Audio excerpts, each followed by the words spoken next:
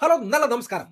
Spiderman no way home അത് കണ്ടിട്ട് തിയേറ്ററിൽ നിന്നും ഇറങ്ങിയ ആ ഒരു നിമിഷം നിങ്ങളിൽ ആരെങ്കിലും മറന്നിട്ടുണ്ടോ? പീറ്റർ പാർക്കർ എന്ന് പറയുന്ന ആ ഒരു വ്യക്തിയെ ലോകം മുഴുവൻ മറന്നുപോയി. ഒടുവിൽ ആ ഒരു ചെറിയ വാടകമുറിയിൽ തനിയെ ഉണ്ടാക്കിയ ആ ഒരു സൂട്ടുമായി അയാൾ ന്യൂയോർക്കിന്റെ മഞ്ഞു വീഴുന്ന തെരുവീതികളിലേക്ക് വീണ്ടും സ്പൈഡർമാനായി പറന്നുയർന്നു. അവിടെ നമ്മൾ നിർത്തിയ കഥ ഇന്ന് സ്പൈഡർമാൻ ബ്രാൻഡ് ന്യൂ ഡേ എന്ന സിനിമയിലൂടെ വീണ്ടും നമ്മുടെ മുന്നിൽ എത്തിയിരിക്കുകയാണ്. പക്ഷേ ഇത്തവണ മൊത്തത്തിൽ കാര്യം വേറെയാണ്. ടോം ഹോളണ്ടിന്റെ നാലാമത്തെ സോളോ സ്പൈഡർമാൻ ചിത്രം ക്രിസ് മാക്കാനോയുടെയും അതോടൊപ്പം തന്നെ എറിക് സോമോസിന്റെയും തിരക്കഥയിൽ ഹാങ്ജി ഒരുക്കിയ ഡസ്റ്റിൻ ഡാനിയൽ ക്രോട്ടന്റെ സംവിധാനം ചെയ്തിട്ടുള്ള ഈ ചിത്രം വെറുമൊരു സാധാരണ MC സിനിമയല്ല. ഇതൊരു യഥാർത്ഥ കോമിക് ബുക്ക് ആ സ്ക്രീനിലേക്ക് ജീവനോടെ വന്നിറങ്ങുന്ന ഒരു അനുഭവമാണ്. ആ ഒരു സ്പൈഡർമാന്റെ ബ്രാൻഡ് ന്യൂവിന്റെ ഡീറ്റെയിൽ ഒരു വൈകാരികമായിട്ടുള്ള കഥാപാത്രങ്ങളുടെ മാറ്റങ്ങൾ, പണിഷറും അതോടൊപ്പം തന്നെ ഫാൾ കുക്കറുമായി അതിശയിപ്പിക്കുന്ന കോംബോ, വിഷ്വൽ മാജിക്, ഇതിന്റെയൊക്കെ പോരായ്മകൾ എന്തൊക്കെയാണ് വിശദമായി ഒന്ന് നമുക്ക് പരിശോധിക്കാം. അപ്പോൾ സീറ്റ് ബെൽറ്റ് മുറുകിക്കോളൂ, ലെറ്റ്സ് ഡ്രൈവ് ഇൻ. നമ്മുടെ കഥയായിട്ടുള്ള ഭാഗത്തിൽ തന്നെ നമുക്ക് തുടങ്ങാം. ബ്രാൻഡ് ന്യൂ നമ്മളെ കൂട്ടിക്കൊണ്ടു പോകുന്നത് പഴയ ആ ഒരു ഹൈസ്കൂൾ കുട്ടിയായിട്ടുള്ള പീറ്റർ പാക്കറുടെ അടുത്തേക്കല്ല, മറിച്ച് അയാൾ ഇപ്പോൾ തികച്ചും ഒറ്റയ്ക്കാണ്. അമ്മായി മെയ് ഇല്ല, അവനെ അറിയുന്ന സുഹൃത്തുക്കളില്ല, അവനെ ഓർക്കുന്ന കാമുകിയില്ല.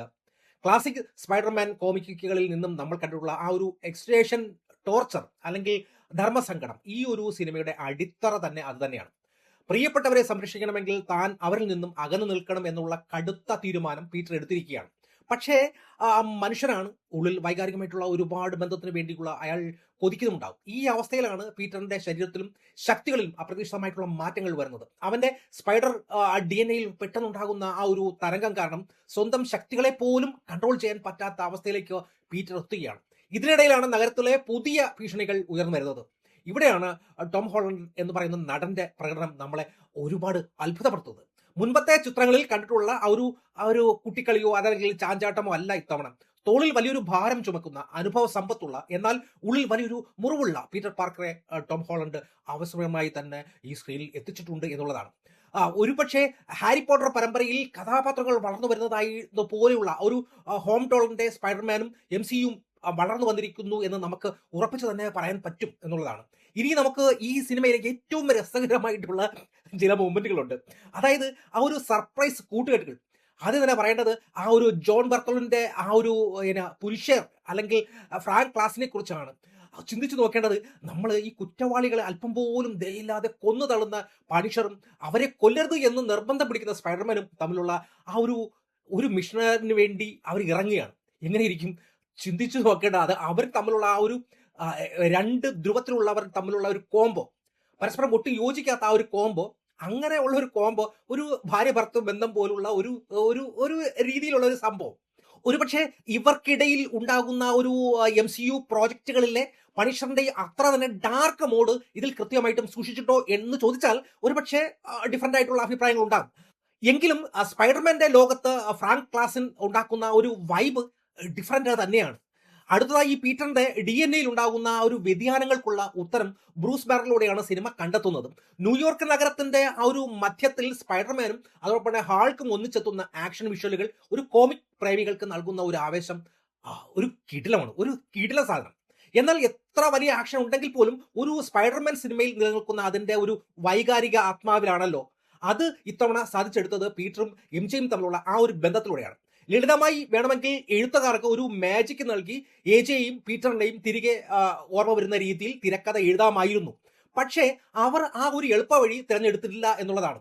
താൻ ഏറ്റവും സ്നേഹിക്കുന്ന പെൺകുട്ടി തന്റെ തൊട്ടു മുൻപിൽ നിൽക്കുന്നു, പക്ഷേ അവൾക്ക് തന്നെ അറിയില്ല. ആ ഒരു രീതി, ഈ അവസ്ഥ നൽകുന്ന വേദന പീറ്ററിന്റെ മുഖത്ത് നന്നായിട്ട് തന്നെ വ്യക്തമാണ്.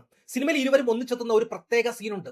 സെൻഡായുടെയും അതോടൊപ്പം തന്നെ ആ ഒരു പ്രകടനം കൊണ്ട് തന്നെ ആ രംഗം നമ്മുടെ നെഞ്ചിൽ നന്നായിട്ട് തന്നെ തറയ്ക്കുന്ന രീതിയിൽ ചെയ്തിട്ടുണ്ട്. അത് എളുപ്പവഴിയിൽ ആയിരുന്നിട്ട് പോലും അതിനൊരു ഡ്രാമാറ്റിക് ലെവലിലേക്ക് കൊണ്ടെത്തിക്കാൻ അണിയറ പ്രവർത്തകർക്ക് കഴിഞ്ഞു എന്നുള്ളതാണ്. അതുകൊണ്ട് അവർക്ക് ഒരു കയ്യടി കൊടുക്കണം. ഇനി നമുക്ക് ഇതിന്റെ സാങ്കേതിക വശങ്ങളിലേക്ക് നോക്കിയാൽ ഈ സിനിമയുടെ visual look the best, something else. നമ്മൾ സാധാരണ കേൾക്കാറുണ്ട് ഈ സിനിമ കണ്ടാൽ കോമിക് ബുക്ക് ലൈവായി കാണുന്നത് പോലെ തോന്നുമെന്നാണ്.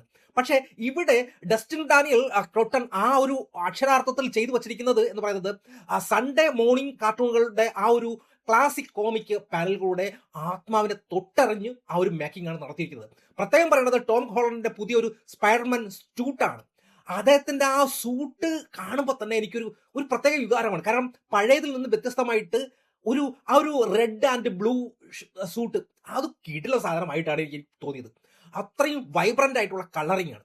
അതോടൊപ്പം തന്നെ ക്ലാസിക് ബ്രൈറ്റ് ഐസ് ആ സ്ക്രീനിൽ കാണുമ്പോൾ സ്പൈഡർമാൻ ഇങ്ങനെ പറന്നു പോകുമ്പോൾ കാണിക്കുന്ന ആ ഒരു ഫീൽ ഒരു ബെസ്റ്റാണ്. അതോടൊപ്പം തന്നെ VFX-ഉം അതിന്റെ വേറെ ലെവലാണ്. പക്ഷേ ഏറ്റവും നോർമൽ എന്ന് പറയാൻ പറ്റുന്ന ഒരു സിനിമോട്ടോഗ്രാഫിയാണ് ഇതിൽ കാണാൻ സാധിക്കുന്നത്. ഇത്രയൊക്കെ പുകഴ്ത്തലുണ്ടെങ്കിൽ പോലും ഈ സിനിമയിൽ തികച്ചും ഒരു പെർഫെക്റ്റ് സിനിമയാണോ എന്ന് ചോദിച്ചാൽ അല്ല എന്ന് തന്നെ പറയേണ്ടി വരും. സിനിമയ്ക്ക് ചില പോരായ്മകൾ ഉള്ളതായിട്ട് എനിക്ക് തോന്നിയത് ഏറ്റവും വലിയ പ്രശ്നം ഇതിന്റെ തിരക്കഥയിലെ ആ ഒരു pacing issue.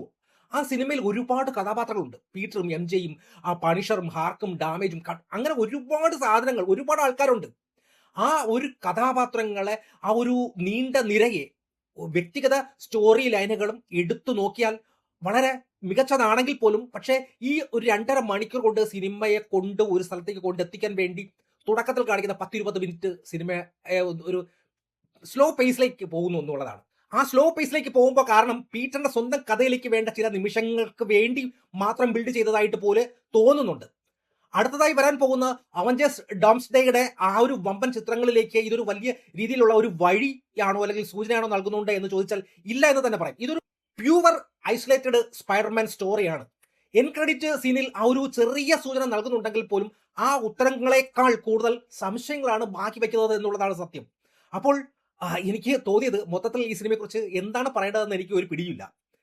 Spiderman brand new എന്നത് നോവേ ഹോം ഉണ്ടാക്കിയ അത്രയും വലിയൊരു തിയേറ്ററിക് മൾട്ടിവേഴ്സ് മാജിക് ആണോ എന്ന് ചോദിച്ചാൽ ഒരു പക്ഷേ ആയിരിക്കില്ല എന്ന് തന്നെ പറയാം. Spiderman home coming, far from home എന്നീ ചിത്രങ്ങൾ നൽകിയ അത്രയും ഒരു ഇമോഷൻ ഇതിൽ നൽകുന്നുണ്ടോ എന്ന് ചോദിച്ചാൽ ഇത്തിരി ബുദ്ധിമുട്ടായിരിക്കും. മറ്റെല്ലാ മാർവൽ സിനിമകളെക്കാളും മാറ്റിവെച്ച് നോക്കിയാൽ സ്പൈഡർമാൻ എന്ന് പറയുന്ന ആ ഒരു കഥാപാത്രത്തെ സ്നേഹിക്കുന്ന ഏതൊരു വ്യക്തിക്കും ഈ ചിത്രം വലിയൊരു അനുഭവമായിരിക്കും എന്നതാണ് എൻ്റെ വ്യക്തിപരമായ വിലയിരുത്തൽ. പീറ്റർ പാർക്കറുടെ പുതിയൊരു യുഗത്തിന് ഇവിടെ തുടക്കമാവുകയാണ്. ഒരുപക്ഷെ നിങ്ങൾ ഈ സിനിമ കണ്ടിട്ടുണ്ടെങ്കിൽ തീർച്ചയായും നിങ്ങൾ ഇഷ്ടപ്പെടുന്ന കോംബോ ആരൊക്കെയാണ് എന്നുള്ളതും അതോടൊപ്പം തന്നെ ഈ സിനിമയുടെ അഭിപ്രായങ്ങൾ എന്താണ് എന്നതിനെ കുറിച്ചൊക്കെ നിങ്ങൾ കമന്റ് ബോക്സിൽ രേഖപ്പെടുത്തുക. അപ്പോൾ മറ്റൊരു വീഡിയോയുമായിട്ട് വീണ്ടും കാണാം. താങ്ക്